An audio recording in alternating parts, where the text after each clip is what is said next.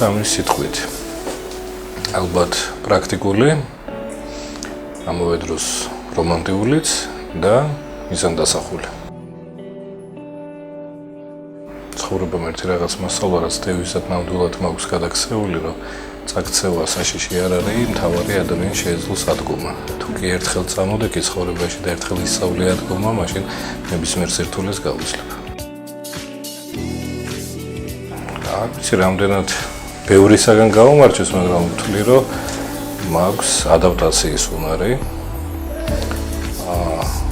შესაძლოა ყოველთვის ადვილად არა, მაგრამ საკმაოდ შემიძლია ადაპტირება გარემო პირობებზე. რომ არ ვიყო ის, ვინც ვარ, თუ კი პროფესიით ვიმსჯელებთ, ალბათ ექიმი ვიქნებოდი.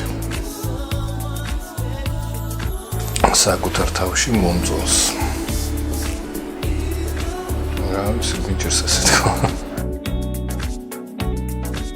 ყოველთვის ზურგას რას გამაჩნია ოჯახი. ჩემი დოპინგი არის ყოველთვის წარმატება. წარსულიდან მენატრება ხალხი, რომელიც სამწუხაროდ დღეშვენ გვერდით არ არიან. მომავალში მინდა მქონდეს სტაბილური და მყარი ნიადაგი, ასე ვთქვათ, ფეხქვეშ, იმისათვის, რომ ის, რაცაც ქვია ოჯახი, რასაც ქვია მათზე ზრუნვა, იყოს მაქსიმალურად მეტნაკლებად მაინც გარანტირებული.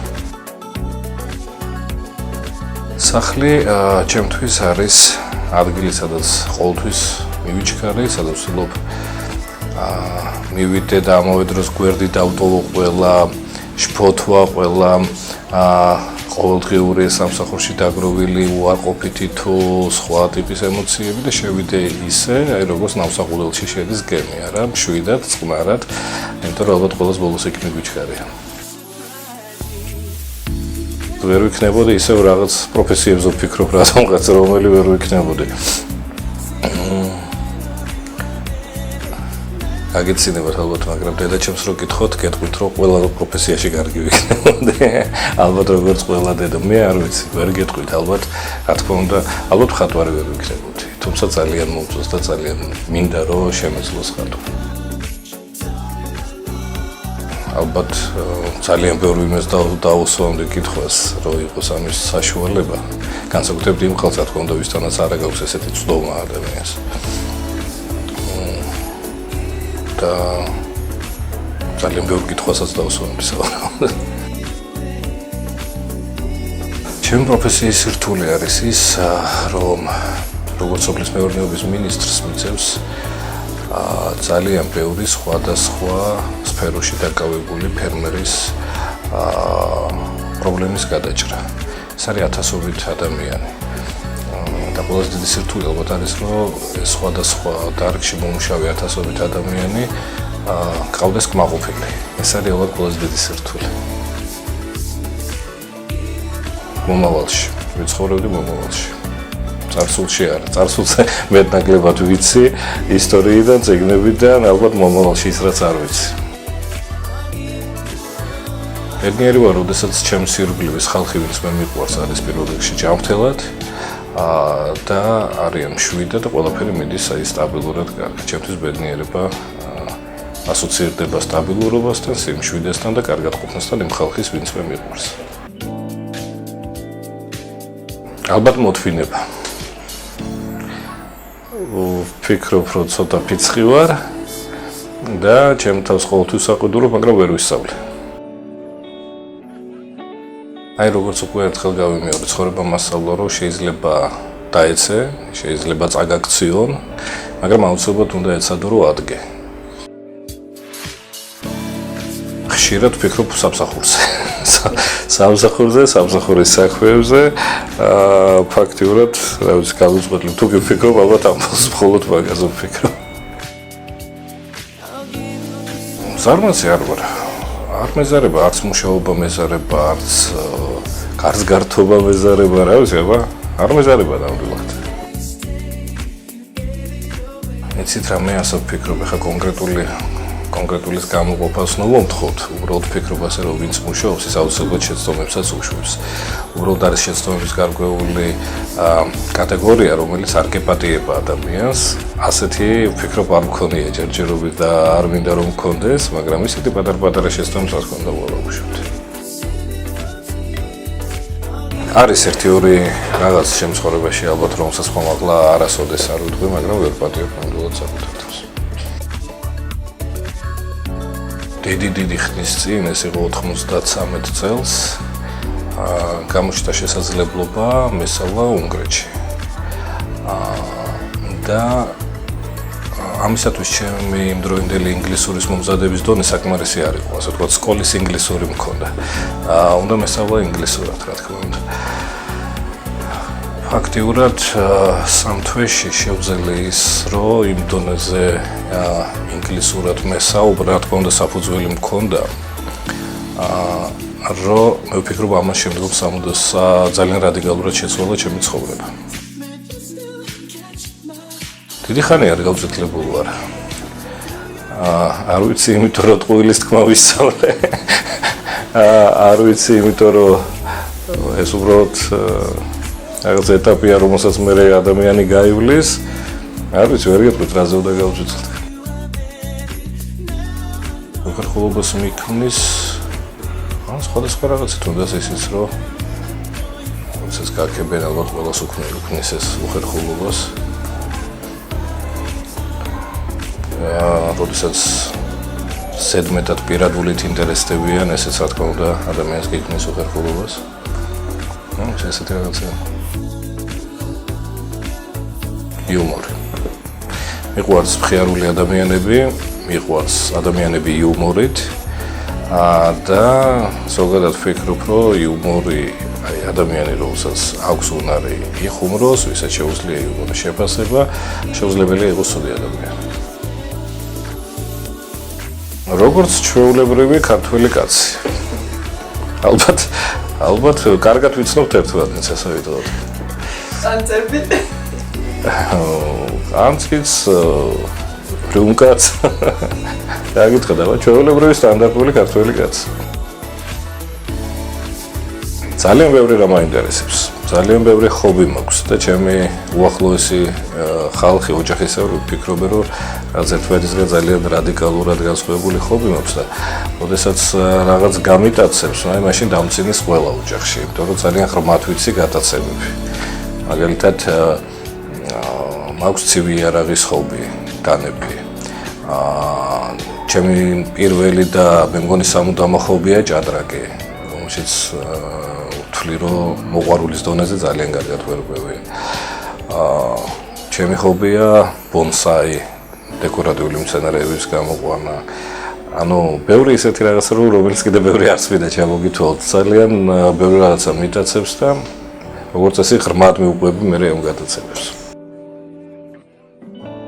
ვერც გამომაქვს აზრი ხშირად ისეთ სიზმრებს ვნახულობ, ანუ რაღაც სიზმარი და ვერც ვაკავშირებ ვერაფერთან, მოკლე რაღაც ისეთი დაძაბული სიზმრები მაქვს, ისე რომ რა ვიცი, აბა ვერც გეტყვით ისე აზრიანად რომ რა დამესიზმრა. ვერ ვიდან მოღალატე ადამიანს ბევრ რაღაცას ვაპატიებ, მაგრამ ხალხს არასოდეს არ ვაპატიებ. ეს ნებისმიერს ეხება, თუნდაც უბრალო რაღაცას, მაგრამ ვერ ვიდან მოღალატე ადამიანს. სამყაროს ამოძრავებს სიკეთე, სიყვარული, ამაში ვარ ხმადაწუნებული. მაქვს ალბათ დოგმები, მაქვს გარკვეული ტაბუ საკუთარ თავისთვისაც დადებული გარკვეულ რაღაცებზე.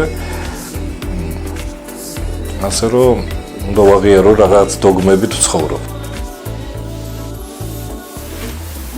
კომპრომისზე მივდივარ, მხოლოდ იმ შემთხვევაში არა, ძალიან ხშირად მივდივარ.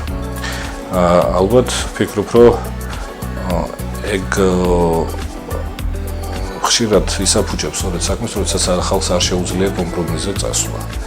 მე ზუსტად ვფიქრობ, რომ მაქვს უნარი და ძალიან ხშირად წავსულვარ კომპრომისზე, ძალიან ხშირად წავსულვარ მიუხედავად იმისა, რომ ვთვლი, რომ მართალი ვყოფილ ვარ, მაგრამ წავსულვარ კომპრომისზე იმისათვის, რომ კონფლიქტი არ შემდგარიყო, იმისთვის, რომ აი მეორე ადამიანი ჩეხიდან გამომეყვანა იმისთვის რომ სიტუაცია გადამერჩინა. ბევრი შეიძლება იყოს მიზეზი, რატო ახალ ადამიანი კომპრომისზე, მაგრამ კომპრომისზე წასვლის უნარი ალბათ არის ერთ-ერთი ინსტრუმენტი, რომელიც ჩვენ გაგვაჩნია და რომელსაც უნდა ვიყენებდეთ სწორად. ყველაზე ძვირფასი საჩუქარი იყო ჩემი მეუღლისგან 9 წლის ლოდინის შემდეგ ვაჟი რომ აჩუქა. რამდენადაც ბანალურად არ უნდა შეერდეს ქართველი ქალის სიმბოლო, რომელიც ყველა ჩვენთაგანს გვაქვს დახატული. ქართველი დედა, ქართველი მეუღლე, ქართველი მანდილოსანი, ჩემთვის არის იდეალური ქალი. ვერ ვიტყვი რომ ეს პროცესი დასრულებულია. ალბათ ისიც რომ ბევრი სხვადასხვა გადაცემა მაქვს, ალბათ ისიც რომ არ ვამბობ უარს და არ მეშინია რაღაც ახალი საქმეების წამოწყების, ალბათ ეს უბრალოდ იმის ნაწილიც არის, რომ შეიძლება ბოლომდე არც მაქვს საკუთარი თავი ნაპოვნი, არ ვიცი. ბოლოს ახლა როდესაც ვიღავით კოდერძის კურორტის გახსნაზე, მთავრობით ჩემი კოლეგები მეკითხებოდნენ, რომ ახლა ყველაზე მეტად თუ რა გეხარია კოდერძზე და მეთქი ის რომ ირგვლივ მანდარინი არ არის, მეთქი რა, რომ ეს ამ მანდარინის სეზონზე აქ მაინც იმის სიმაღლეზე ვართ, ირგვლივ თოვლია და არ არის მანდარინი, და გახსნის შემდეგ მეგრუპატიჟეს შესანიშნავ სუფრას და ხედავ რომ რამოდენიმე ადგილზე განსაკუთრებულად ხილთან ერთად რა თქმა უნდა მანდარინის დევს, და ამ მანდარინის დანახვაზე ძალიან ბევრი ვიცი. მიუხედავად იმისა, რომ ძალიან ბევრი ძეგლი მაქვს საკითხული, რატომღაც ყველაზე მეტად გურამ დოჩანაშვილის სამოსელი პირველი. ალბათ ძალიან ბევრი რამეა დამოკიდებული რა ასაკში კითხულობ. და ჩემთვის ეს იყო ყველაზე ისეთ ასაკში, გარდატეხის ასაკში. როდესაც სხვანაირად აღიქვამ და სხვანაირად დღეს ალბათ რო წაიკითხო, ჩემს ასაკში სულ სხვაგვარად შეხედავ იმ პერსონაჟებს, იმ გარემოს, მაშინ სულ სხვაგვარად. არ ვიცი, აბა 20 წლის რო ვიყო ამ გამოცდილებით, რას გავაკეთებდი. ალბათ ყველაზე ლოგიკურია ვთქვა, რომ ისევ იგივე რაშიც მაქვს გამოცდილება დაგროვილი, იმაში მოვსინჯავდი მეთქი, თუმცა რანც ვერ გეტყვით, ხო? ბევრ რაღაცას ალბათ შევცვლიდი. ამას ნამდვილად გავაკეთებდი. ბევრ რაღაცას შევცვლიდი. შესაძლოა იმ კუთხით, რომ არა უბრალოდ ჩემს სასიკეთოდ, რომ მხოლოდ მე ვყოფილიყავი უფრო წარმატებული ვიდრე ვარ, თქვა დღევანდელი ეტაპისთვის, არამედ იმ ბევრი იმ ადამიანისათვის, ვისთვისაც ვთვლი, რომ რაღაც მომენტი გამუტოვე და შეიძლება ამას შეიძლება მათი ცხოვრება შეეცვალა. ცხოვრება ბევრი რამის გამოგვიц. მე ვფიქრობ, რომ ცხოვრება არის ის საჩუქარი, რომელიც ჩვენ გვერგუნა და ცხოვრება ღირს ყველაფრისათვის, აბსოლუტურად ცხოვრება ღირს, რა თქმა უნდა, საკუთარი შვილისთვის, ოჯახისთვის, მეგობრებისთვის, აი ძალიან ბევრი მიზეზია ადამიანს აქვს ირგვლივ იმისათვის, რომ იცხოვროს.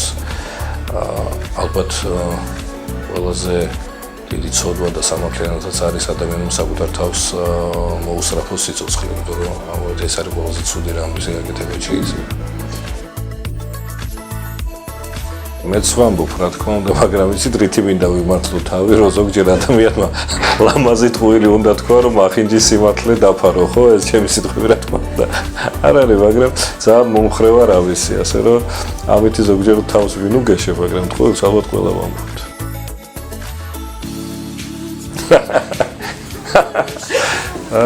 ბოლოს ვის მოვატყუებ?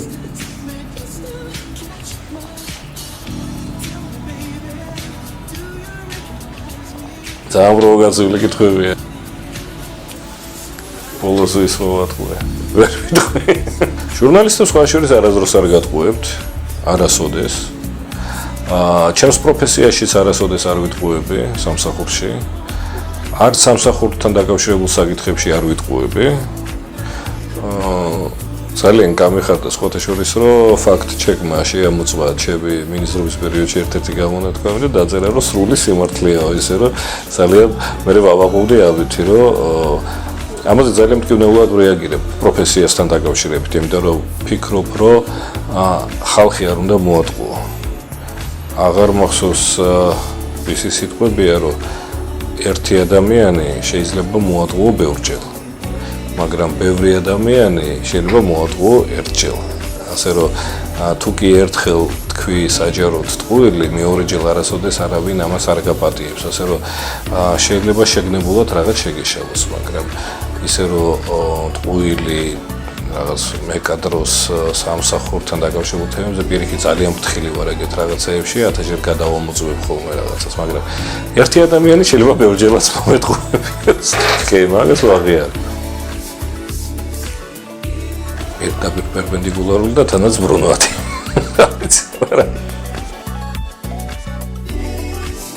კომპლექსები მაქვს. აი მაგალითად სანამ არ დავლევ, ცეკვის კომპლექსი მაქვს. რო დავლევ სად მიდის ეს კომპლექსი, არ ვიცი, იმიტომ რომ მეორე დღე ზაამან, უფრო ასე ნასვამობაში არ მინარჩუნდება ესე. ნახო ტელეფონი?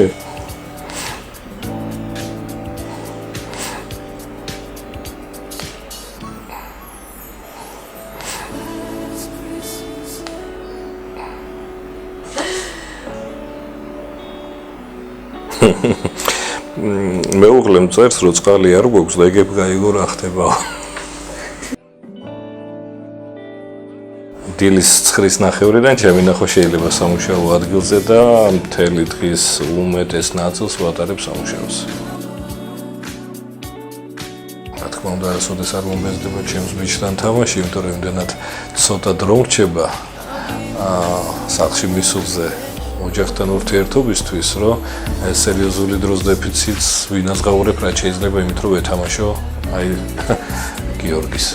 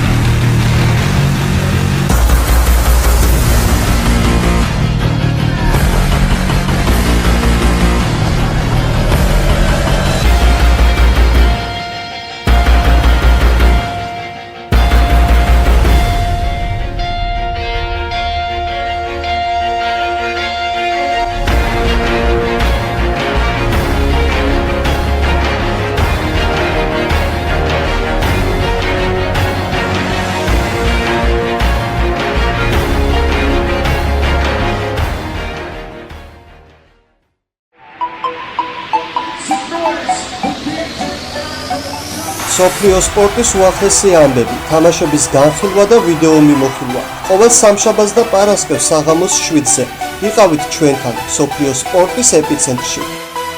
სპორტის დროა ტელეკომპანია ერას ეთერში. სპორტის დრო ირაკლი სამსონიასთან ერთად.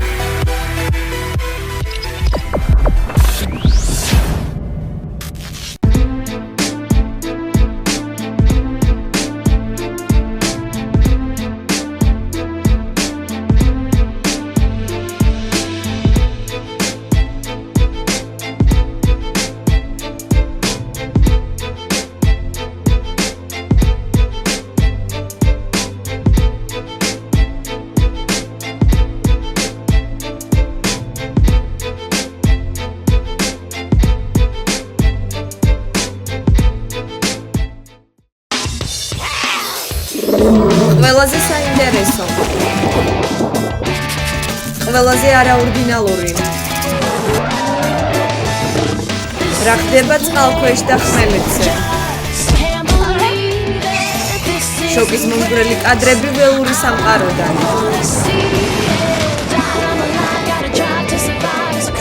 ცოცხალი და რეალური ფაქტები. დოკუმენტური სერიალი ტელეკომპანია ერას ყოველდღიურ ეთერში. 18 საათზე ჩვენთან ერთად იმოგზაურებთ დედამიწის ყველაზე ველურ ადგილებში 45 წუთის განმავლობაში.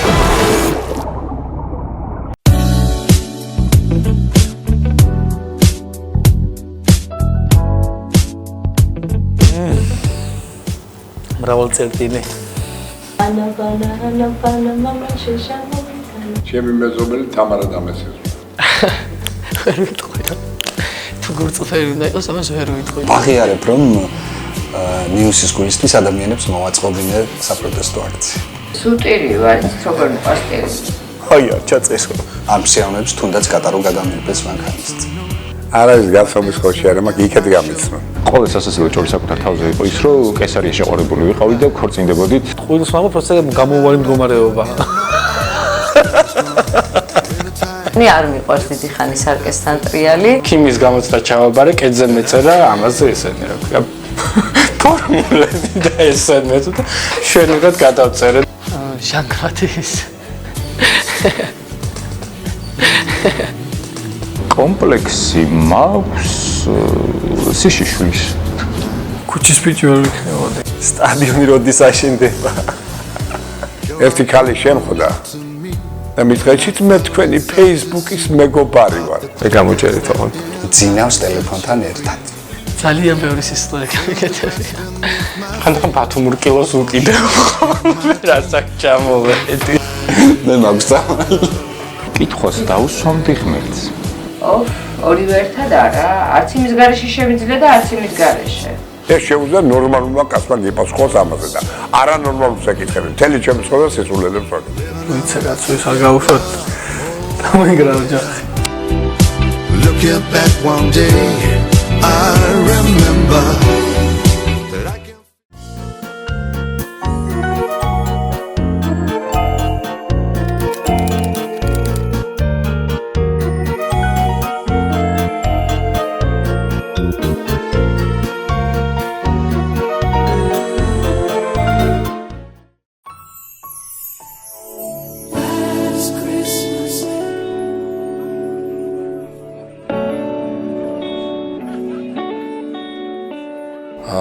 ვფიქრობ რომ მაქვს, იმიტომ რომ ოჯახისებრები მეუბნებიან რომ მაქვს მძიმე ხასიათი, თუმცა მე კატეგორიულად არ ვეთანხმები ამას. ვიცი რომ ვარ ფეთქებადი და ვცდილობ ვაკონტროლო ჩემი ემოციები, რა ვიცი, მაქვს უარყოფითი მხარეები რა თქმა უნდა. უბრალოდ, როდესაც ვხედავ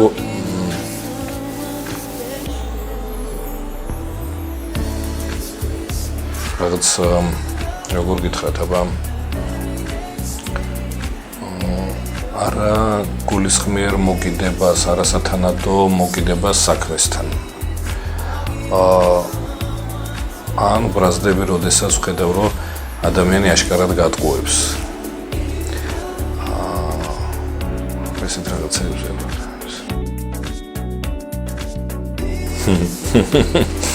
როცა უბრალოდ რას ვაკეთებ.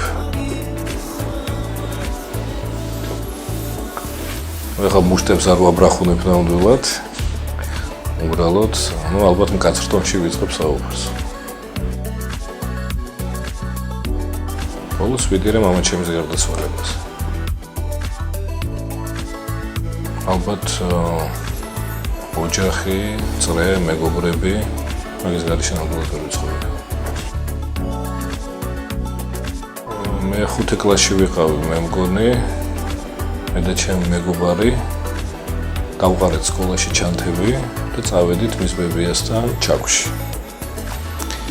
ისე რომ არავინ არ გაგვიფრთხილები და ფაქტობრივად ცოცხლების ალბათ არავის არ ვეგონეთ და მთელი ხამე გვეძებდნენ, ბოლოს მოგვაგნეს, მოვატყუეთ იმის ბებია და ბაბუა, რომ ჩაქვში ვიყავით დაბანაკებული სკოლით და ჩვენ გადავწყვიტეთ მათთან ღამის გათევა და აი იმ დღეს დიდი ხნის უკან იმხელა გულის ტკივილი მაქვს მიყენებული ჩემ შობლებზე და იმხელა ნერვიულობა რომ დღეს როდესაც მე ვარ მშობელი და წარმოვიდგენ რომ ჩემმა შვილმა ასეთი რაღაც გამიკეთოს და ის გადავიტანო ალბათ ვერ გადავიტანო ახლა რომ ისე რომ ახლა ვხვდები რომ ამხელა ტკივილი მაქვს მათთვის მიყენებული და ალბათ რაღაცის ამუშლა რომ შეიძლებოდეს ცხოვრებიდან აი ამ ნაწილს ამუშლეთი მინდა რომ მქონდეს მეტი თავისუფალი დრო. არ გამომდის თავის დახრა.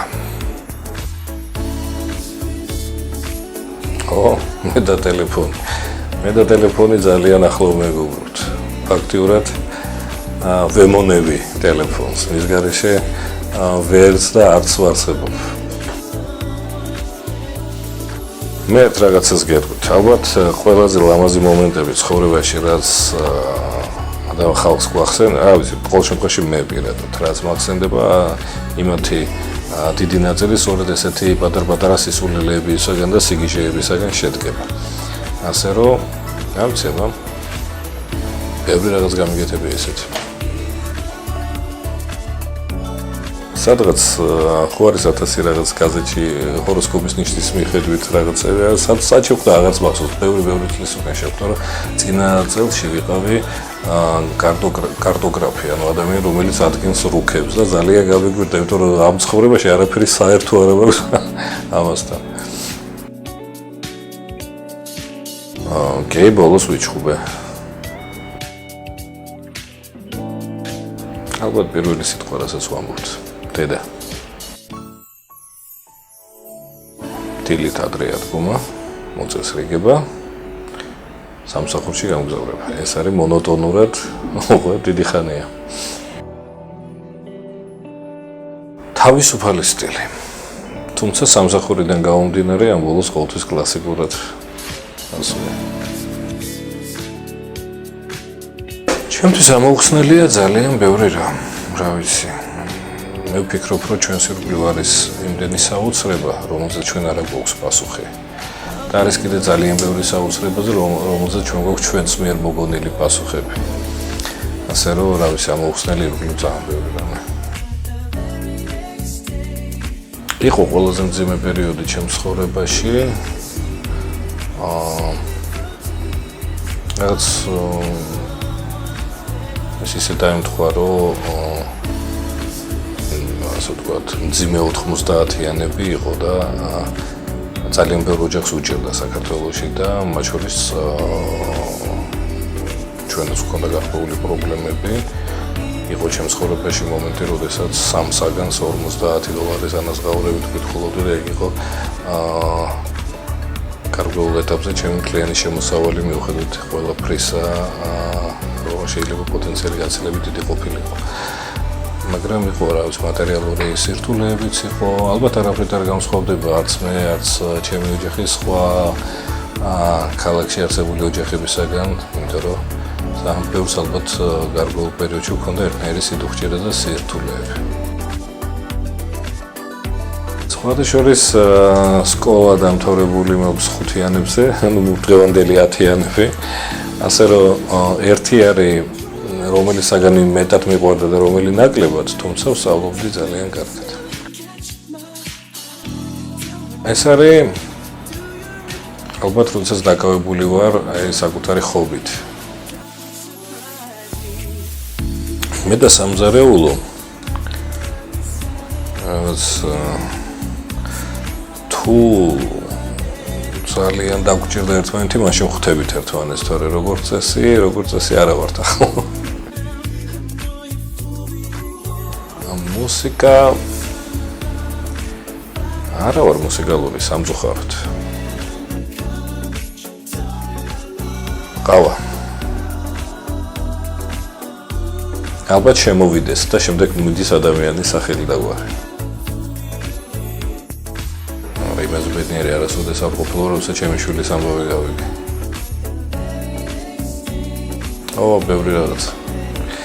ბევრი რაღაც ფიქრობ, რომ ტრაბახში თუ არ ჩამithვლით ნიჭიერების გამო ბევრ რაღაცაში მიზარმაცია. და როდესაც წლები გადის, მე უკვე ნანობ, რომ ფიქრობ, რომ აი იქ სადღაც რაღაც რო არ წაგეზარმაცა, უფრო მეც გააკეთებდი. სურწმენები მაქვს. ვაღიარებ. იგივე კატის გადარბენაზე. გავიცე.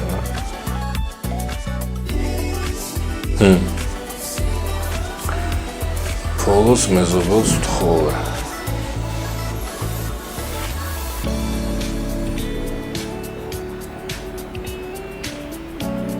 შეიძლება კომპანიაში დარეკვა, რომ ლიფტის მოხელი მოსულიყო რაღაც მსგავსი. მაგვიძარა. თვალს რო ვახელ, ალბათ ვიაზრებ ჯერ სად ვარ. არ მიყვარს ადრე ადგომა, თუმცა რეგულარულად ასე ამ რიტმში და ამ რეჟიმში ვარ.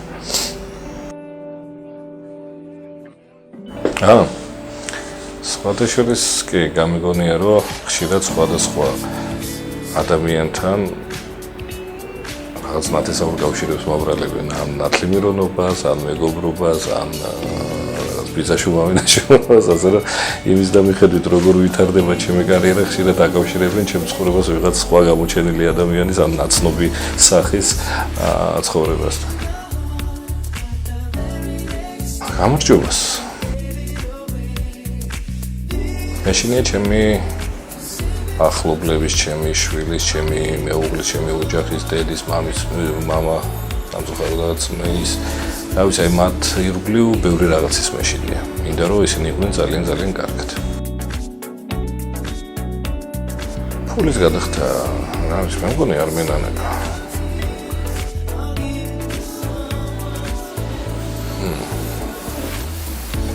დიდად გითხრათ, რომ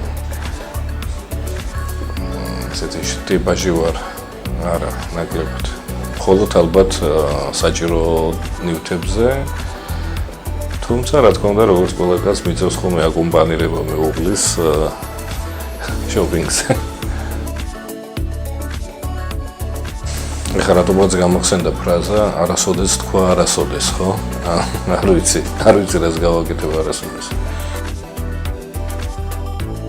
ეს რეგულარულად ჩემ შემთხვევაში დაახლოებით 40 წუთს გასტანს ხოლმე. სფეროს მიხედვით და პირიქით დიდი სიხარულით ვებულობ ხოლმე შენიშვნასაც და სხვის აზრსაც.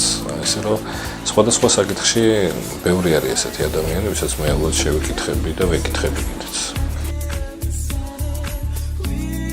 ალბათ ეს კადრი, როდესაც სამშობიაროში ჩემ შულს უყურებდი პირველად ბლოგში.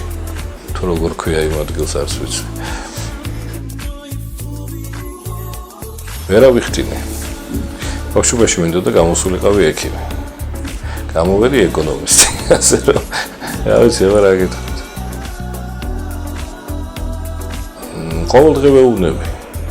მეუღლის ვეუბნები, შვილს ვეუბნები, რა ვიცი, ხშირად ვამბობ. როცა სახლში მივალ, შვილი მეკითხება, მამა რა მომიტანე და თუ არ მიდევს ჯიბეში, ან რამე ტკბილი, ან რაღაც სათამაშო, ვაში მართლა მსხვერია, იმიტომ რომ არ მეშვება და ესე დაჟინებით მეკითხება, არ მომიტანე, არაფერია. ალბათ მაშინ მსხვერია. ტელეფონი. ნუ სასაცილო მახსოვს, თქვენ კოლეგებს უკავშირდება ძალიან ციო და ერთ-ერთ ქარხანაში ციტრუსის გადამამუშავებელ მთელი ალბათ 1-20 წუთი ვისაუბრე და შემდეგ მითხრეს, რომ ჩართული არ იყო მიკროფონი. და მაშინ გავიგე, რომ მეტლიჩკაზე სიხშირე ისე უნდა დააყენო, რომ მეორე ხმა არ გადაფაროს. აი ესეთი რაღაც ვისწავლე მაშინ. რა თქმა უნდა, ალბათ ეს არის მეუღლესთან შეხვედრა. ამ დროს ადამიანი ქმნია ახალ ოჯახს, ამას მოყვება ახალი სიცოცხლე, ეს არის ალბათ ყველაზე მთავარი შეხვედრა ცხოვრებაში.